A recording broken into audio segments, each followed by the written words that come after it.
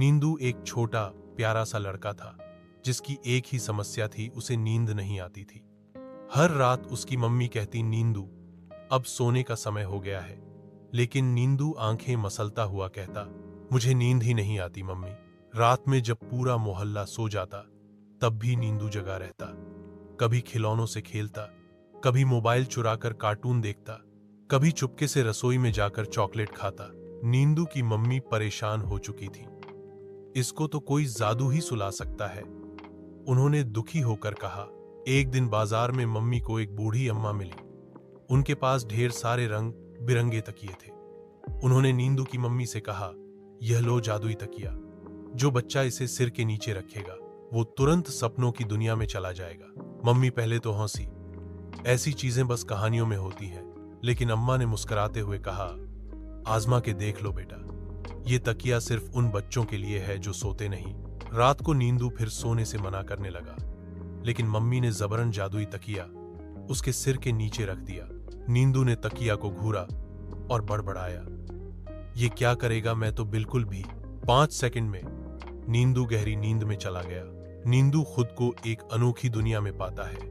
वहां के पेड़ चॉकलेट उगल रहे हैं, सड़कें रबर की हैं और आसमान में बादल कार्टूनों की तरह मुस्कुरा रहे हैं। वहां उसे एक गाना गाता हुआ खरगोश मिलता है, नींद आए, नींद आए, सपनों की सैर कराए।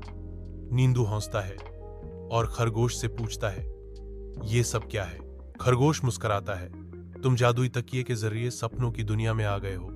थोड़ी दूर पर नींदू एक महल देखता है जो बादलों पर तैर रहा है। वहां रहता है झपकू राजा, नींद और सपनों का मालिक। झपकू राजा लंबी दाढ़ी वाला एक मोटा लेकिन प्यारा राक्षस है जिसकी टोपी से तारे झांकते हैं। झपकू कहता है, नींदू तुम हमारे मेहमान हो, लेकिन ये सिर्फ एक बार का मौका है। अगर तुम असल दुनिया में समय पर नहीं सोओगे तो ये दरवाजा हमेशा के लिए बंद हो जाएगा। नींदू चौंक जाता है, नहीं नहीं, मुझे ये दुनिया बहुत पसंद है। अगले कुछ मिनटों में नींदू सपनों के शहर में घूमता है, बर्फ के स्केटिंग रिंग में नाचता है, जादुई पंखों वाले भालुओं के साथ उड़ता है और एक चॉकलेट झील में गोता लगाता है। वहां उसे नींद परी भी मिलती है जो उसे सिखाती है, रात की नींद दिन की ऊर्जा है। नींदू मंत्रमुग्ध हो जाता है। अब वो हर रात समय पर सोना चाहता है। सुबह नींदू की आंख खुलती है और वो हैरान होता है, क्या वो सपना था या सच? तकिया वहीं पड़ा है, लेकिन अब उसमें कोई चमक नहीं है। नींदू दौड़ता है मम्मी के पास, मम्मी आज से मैं रोज समय पर सोऊंगा, मुझे जादुई दुनिया फिर से देखनी है। मम्मी हैरान होती हैं, कहीं वो जादुई तकिया सच में? अब नींदू हर रात 9 बजे बिस्तर में होता है, तकिया उसके नीचे होता है और वो मुस्कुराते हुए आंखें बंद कर लेता है। वो अब रोज नए नए सपनों में जाता है। कभी सपनों के स्कूल में जाता है, कभी सपनों के जू में जहां सारे जानवर बोलते हैं। कभी सपना आता है कि वो आसमान में नींदू शहर बना रहा है। नींदू की सेहत सुधरने लगी। वो सुबह जल्दी उठता, पढ़ाई में तेज हो गया और सबसे ज्यादा खुश मम्मी थी। स्कूल में टीचर भी कहने लगे, नींदू अब बहुत स्मार्ट हो गया है।